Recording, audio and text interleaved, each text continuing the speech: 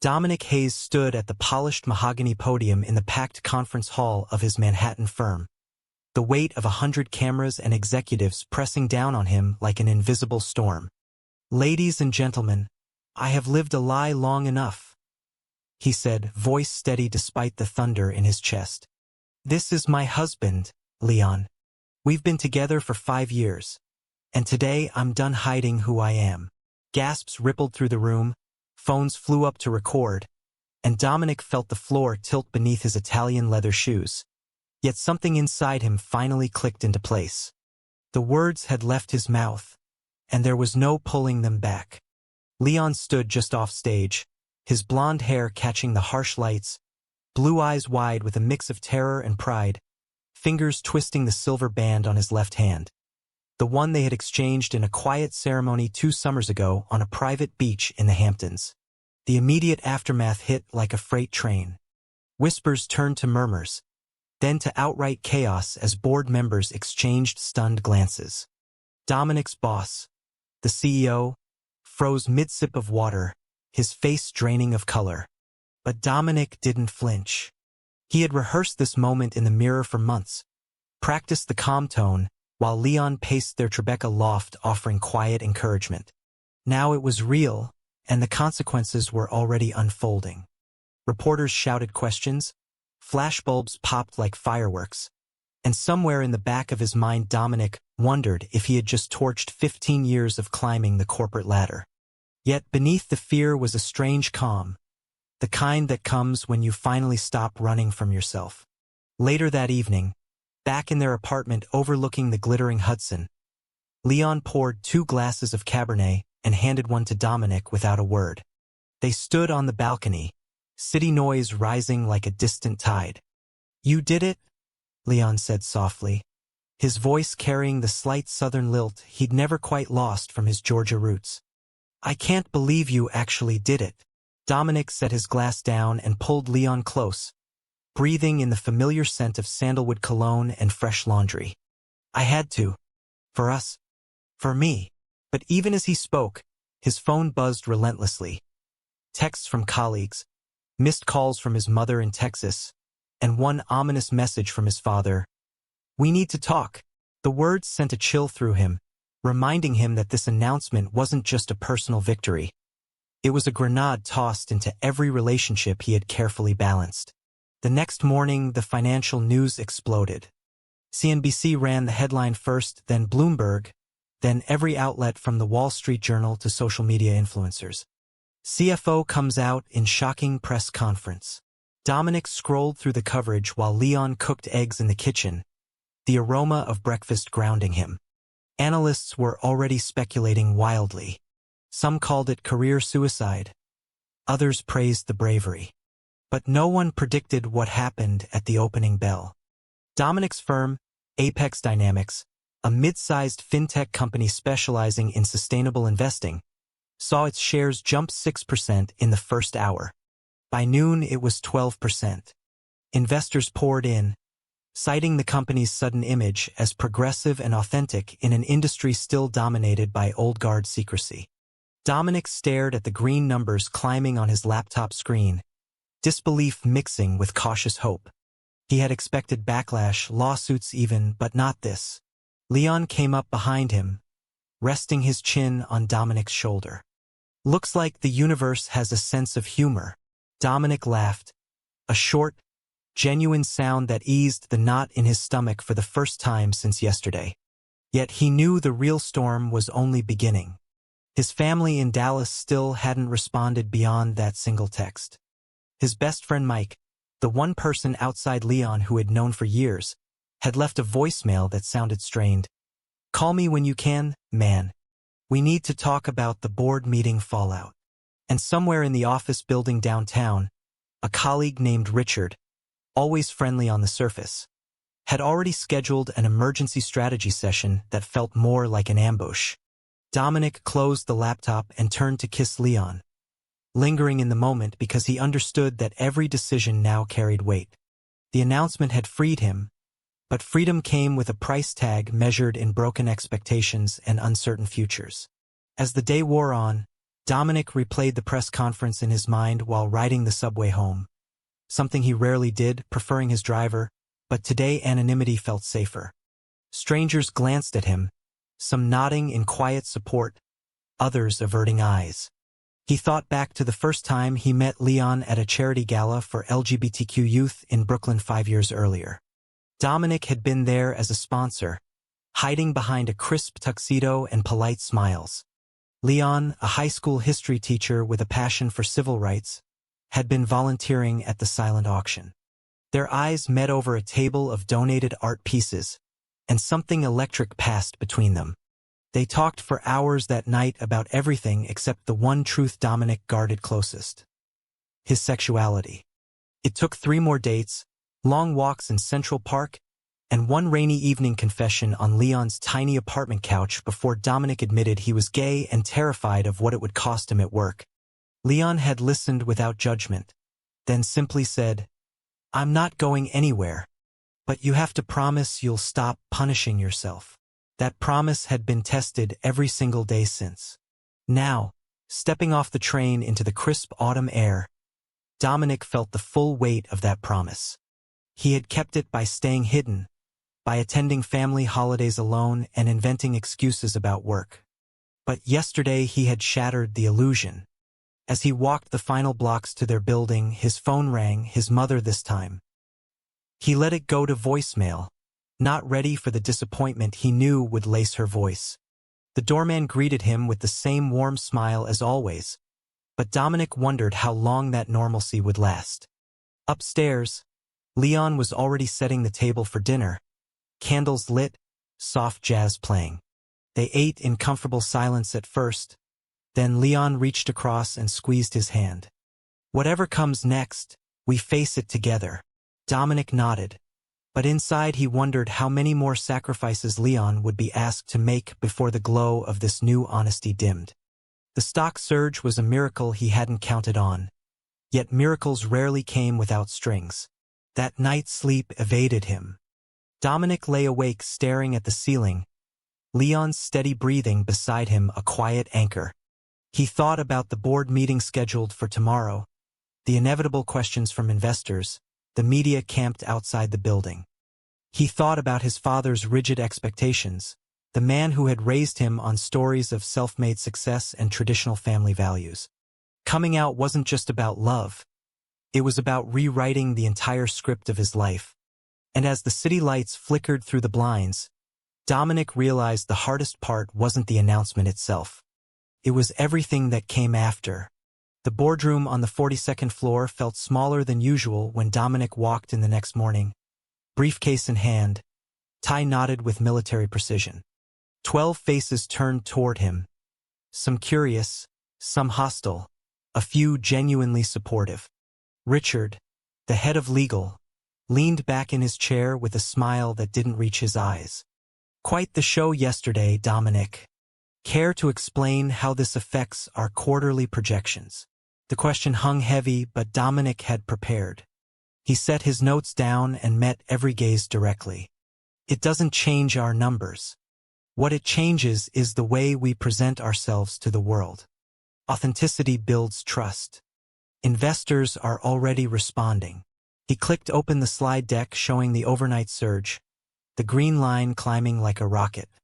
Murmurs shifted from skepticism to reluctant admiration. By the end of the hour, even Richard had to admit the data was undeniable. Yet Dominick caught the subtle glance Richard exchanged with another executive, a look that promised future trouble. After the meeting, Mike waited in the hallway, arms crossed, his usual easy grin replaced by something tighter. They had been roommates in business school, bonded over late-night study sessions and bad coffee. Mike had been the first person Dominick trusted with his secret 3 years ago, swearing him to silence. "You could have warned me," Mike said quietly as they walked toward the elevators. "I looked like an idiot when the press started calling my extension." Dominick stopped, guilt twisting in his gut. "I'm sorry. It had to be spontaneous or I would have talked myself out of it." Mike sighed, running a hand through his dark curls. "I get it. I'm proud of you, really. But the board is already asking questions about perception. Some clients in conservative sectors might pull out. The warning landed like a stone in still water. Dominick had anticipated resistance, but hearing it from his closest ally stung deeper than expected. They parted with a half-hearted fist bump, leaving Dominick to wonder if his coming out had fractured the one friendship he thought was bulletproof. Back at his desk, the emails poured in. Congratulations from allies, thinly veiled warnings from others, and one from his mother that simply read, "Your father and I saw the news. Please call when you can." He stared at the screen until the letters blurred. Leon texted a heart emoji and a photo of their dog Max at the park, a small reminder that life still held simple joys. Dominick smiled despite everything and replied with a quick, "Love you." Home by 6. But 6 o'clock came and went as he stayed late reviewing contracts, trying to prove that his personal life wouldn't derail the company's momentum. When he finally stepped into the apartment, Leon was curled on the couch reading a novel, glasses perched on his nose. "Rough day?" Leon asked, setting the book aside. Dominick collapsed beside him, head falling onto Leon's shoulder. "Mike's worried. Family's silent. But the stock is still climbing." Leon threaded fingers through Dominick's hair. "Then focus on what's climbing. The rest will sort itself." The weekend brought a brief respite. They drove upstate to a small cabin they had rented under a friend's name for years to escape the city. Crisp air, golden leaves, and no cell service felt like medicine. Leon built a fire while Dominick chopped vegetables for stew, their movements synchronized from countless quiet evenings together. Over dinner, Leon shared stories from his classroom, teenagers struggling with their own identities, looking to him for guidance. "One kid asked me yesterday if it gets easier," Leon said, eyes distant. "I told him it does, but only if you stop waiting for permission." Dominick reached across the table and took his hand. In that moment, the years of secrecy felt like a distant memory, replaced by gratitude so sharp it ached. Yet even here, away from everything, his phone showed missed calls when service returned Sunday night. His sister had left a message, "Mom's crying again. Dad won't talk about it." "What were you thinking, Dom?" The words followed him back to the city like shadows. Monday morning brought the first real betrayal. Richard cornered him in the copy room, voice low. "Look, I supported you in the meeting, but off the record some major investors from the Midwest are nervous. They want assurances that this won't become a distraction." The implication was clear: tone it down or face consequences. Dominick felt heat rise in his cheeks. "My personal life has never distracted me before." "Why now?" Richard shrugged. "Perception, my friend. You know how it is." The conversation left a sour taste that lingered through the afternoon. That evening, Leon noticed immediately when Dominick walked through the door. "You're carrying the whole building on your shoulders again." Over wine, Leon listened as Dominick recounted the exchange. "He's testing you," Leon said finally. "Don't let him win." But doubt crept in anyway. Was he being selfish? Had he risked everything Leon had patiently endured for 5 years? Holidays spent apart, family events where Leon was introduced as a colleague, only to watch it crumble? The following week brought the first family confrontation. His mother flew in unannounced, booking a hotel near Times Square. They met for lunch at a quiet Italian place Dominick loved. She looked smaller than he remembered, silver threading her dark hair. "Your father won't come," she said without preamble. "He says you've embarrassed the family name." Dominick's fork paused mid-air. "Mom, I'm the same person I was last month."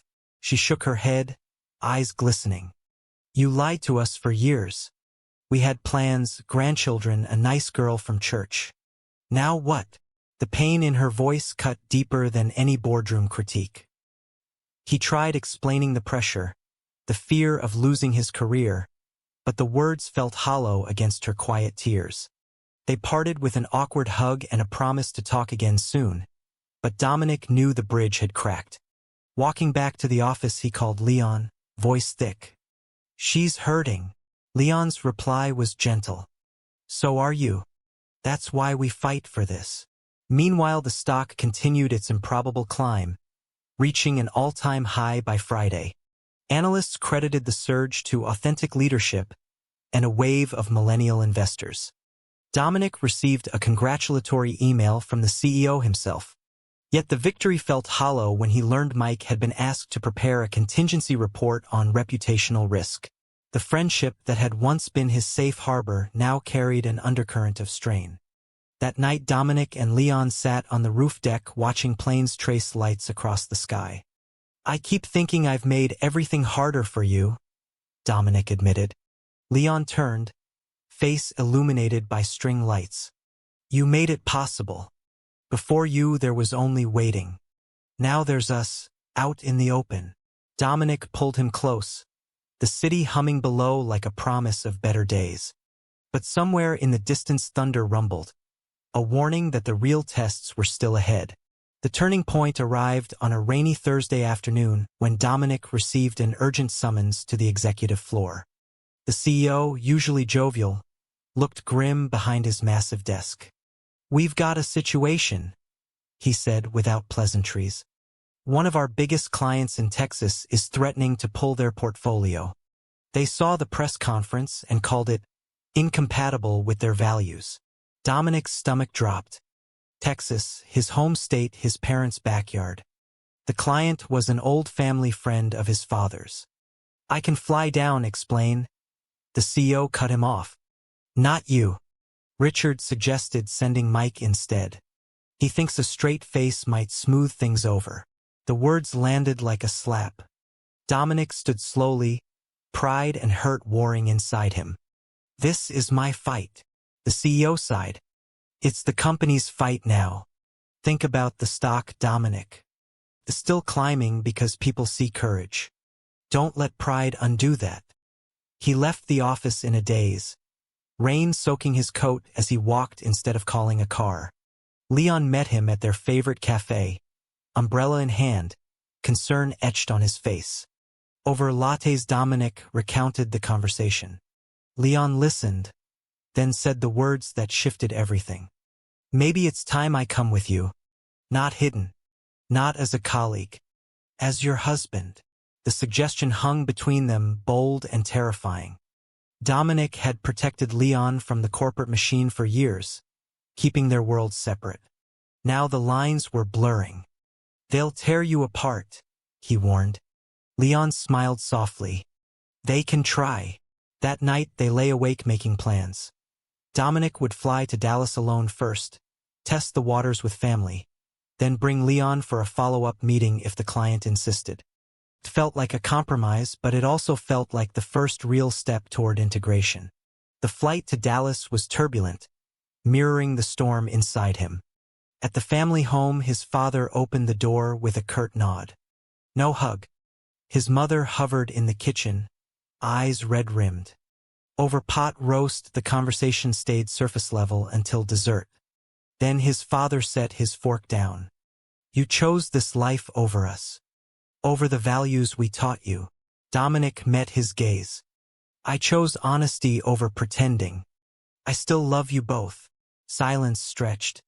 His mother finally spoke. We're trying, son. But your father's church friends, the neighbors. It's hard. Dominick nodded, understanding the generational gap better than ever. He left with a promise to return soon, but the visit left him raw. Back at the hotel, he called Leon. They're hurting, but they didn't slam the door. Leon's voice warmed him across the miles. That's progress. The client meeting the next day was tense. The Texas oil executive shook Dominick's hand but kept the conversation formal. Your personal choices are your business, but our investors expect traditional leadership. Dominick presented data showing the stock surge and new partnerships from progressive funds. Leadership isn't about who I love. It's about results.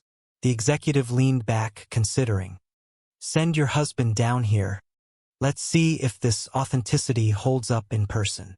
Dominick agreed before he could second guess. Flying home, he felt the shift. The announcement had forced every relationship into the light, exposing cracks but also revealing unexpected strength. Leon's arrival in Dallas 2 weeks later was the true test. They rented a car and drove straight to the client's ranch outside the city. Leon wore a simple button-down, calm and composed.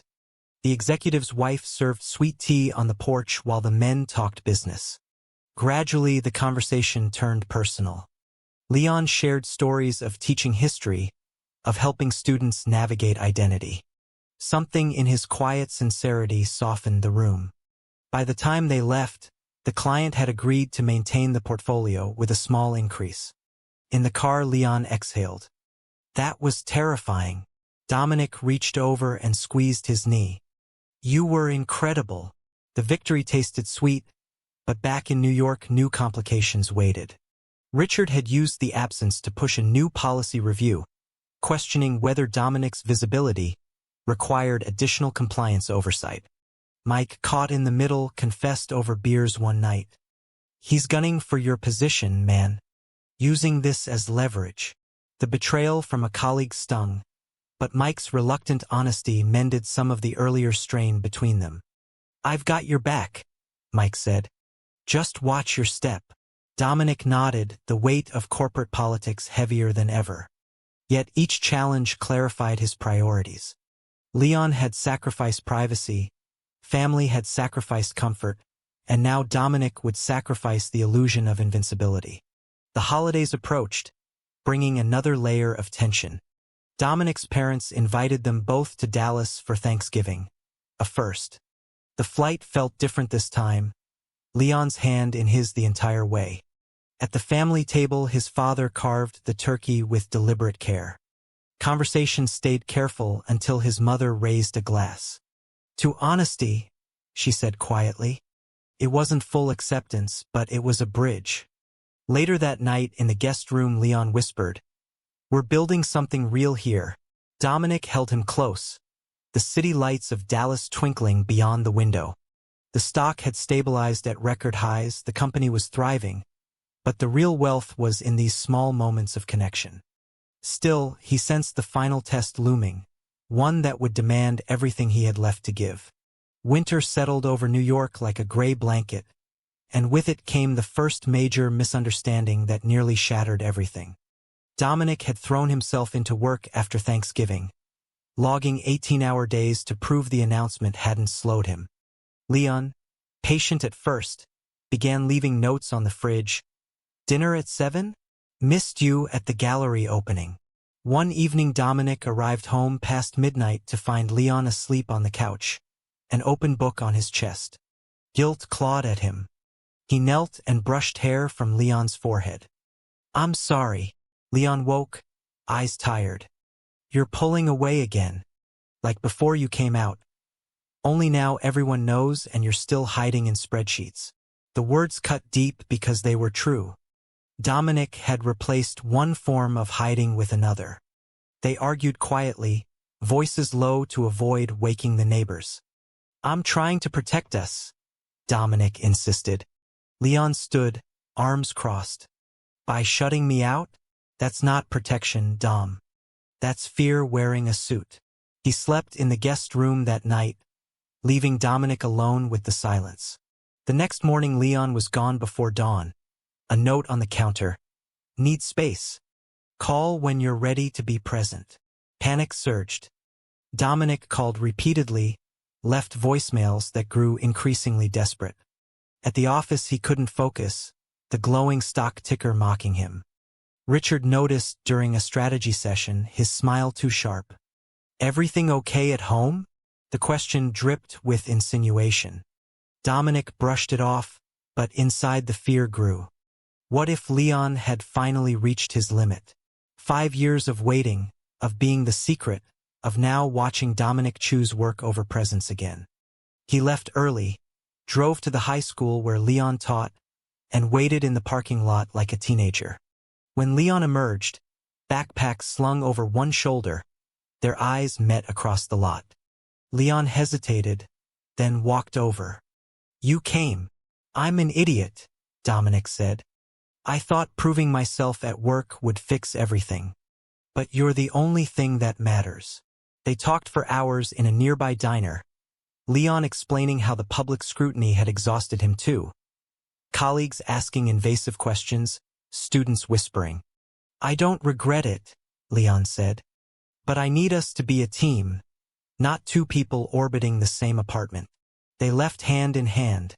The misunderstanding mended, but the lesson etched deep. Family tension escalated in January when Dominick's sister visited New York for a conference. She stayed with them, and the first night over takeout she asked the question they had dreaded. When are you two thinking about kids? The room went still. Leon looked to Dominick, who felt the old panic rise. Adoption had been a quiet dream, but timing always felt wrong. We're figuring it out, Leon answered gently. His sister nodded, but later in the kitchen she cornered Dominick. Dad's been asking. He wants to know if you're serious or just making a statement. The accusation lingered. Dominick spent that night staring at the ceiling while Leon slept, weighing the sacrifices still required. The next morning he surprised Leon with breakfast in bed and a promise. Let's start the paperwork. No more waiting. Leon's smile lit the room. Corporate pressure peaked when Apex Dynamics faced a hostile takeover rumor. Board meetings turned combative, Richard pushing for cost cuts that included trimming diversity initiatives, code for sidelining Dominick's visibility. Mike pulled him aside after one particularly brutal session. He leaked a memo suggesting your personal life is a liability. I shut it down, but you need to fight back. Anger fueled Dominick now. He scheduled a town hall with employees, speaking openly about inclusion and results. The speech went viral internally and externally, boosting morale and sending the stock up another 3 points. But the victory came at personal cost. His father called that same night, voice gruff. Son, some friends at church saw that video. They're praying for you. The words carried both love and judgment. Dominick hung up feeling torn in two. Valentine's Day offered a brief oasis. Dominick cleared his schedule, a first, and took Leon to the same beach where they had married quietly years earlier. They walked the sand barefoot despite the cold, wind whipping their coats. Leon stopped and turned. Remember when you proposed right here? You were so nervous you dropped the ring in the surf. Dominick laughed, pulling him close. I was terrified you'd say no. Never, Leon whispered. They kissed as waves crashed, the moment pure and unfiltered. For the first time since the announcement, Dominick felt truly free. Yet freedom demanded vigilance. Back in the city, Richard confronted him in the elevator. Cute speech. But the board wants assurances you won't make this a crusade. Dominick met his eyes. My life isn't a crusade. It's my life. And the numbers don't lie. The doors opened and Richard stepped out without another word. But the battle lines were drawn. Spring brought renewal and the final pieces of the puzzle.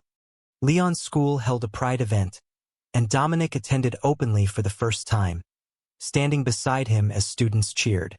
The simple act felt revolutionary.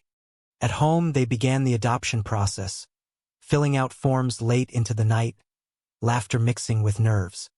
Dominick's mother called weekly now, her voice warmer each time.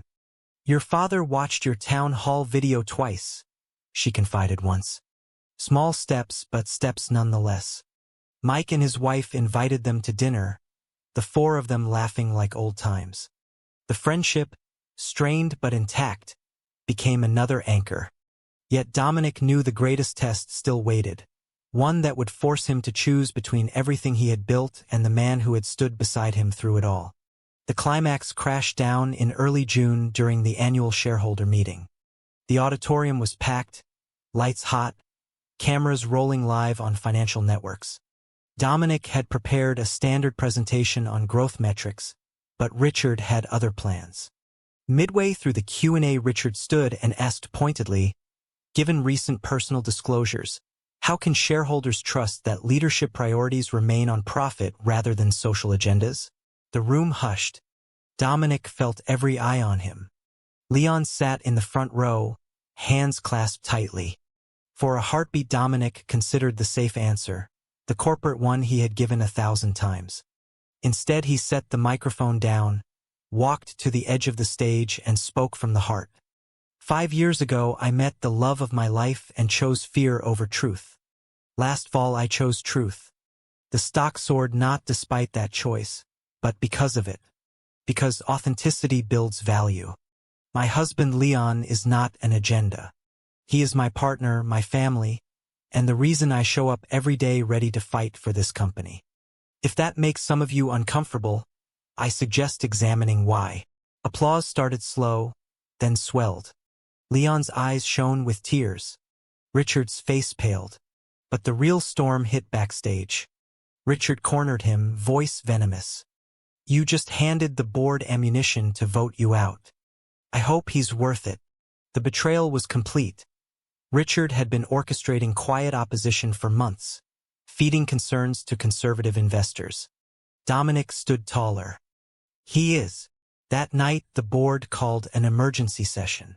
Dominick waited in the hallway with Leon, hands intertwined. When the CEO emerged, his expression was unreadable. They voted. You're staying. The surge in support from retail investors made the difference. Relief flooded Dominick, but the emotional toll was immense. He had risked everything: career, family ties, the stability Leon deserved, and won, but victory tasted of exhaustion. They walked home through the warm night, city alive around them. Leon stopped under a street lamp. You chose me. In front of the whole world again. Dominick cupped his face. I'll choose you every time. But the conversation that followed revealed the depth of Leon's own sacrifices. I almost left last winter, Leon admitted quietly. When you buried yourself in work. I thought maybe you regretted coming out. The honesty hurt, but it healed too. They talked until sunrise, airing every buried fear, every quiet resentment. By morning they felt lighter, stronger. Dominick flew to Dallas the following weekend alone first, needing to face his father man to man. They sat on the back porch, beers in hand. I was wrong to push you away, his father said finally, voice rough. Your mother showed me articles about kids like you, successful, happy. I'm proud, son. Scared, but proud. The words cracked something open inside Dominick. He hugged his father for the first time in months. When Leon joined them the next day, the family dinner felt different. Awkward jokes, genuine questions, his mother asking about adoption plans. Acceptance wasn't perfect, but it was real. Back in New York, the company threw a quiet celebration for the record quarter. Mike clapped him on the back. You did it, man.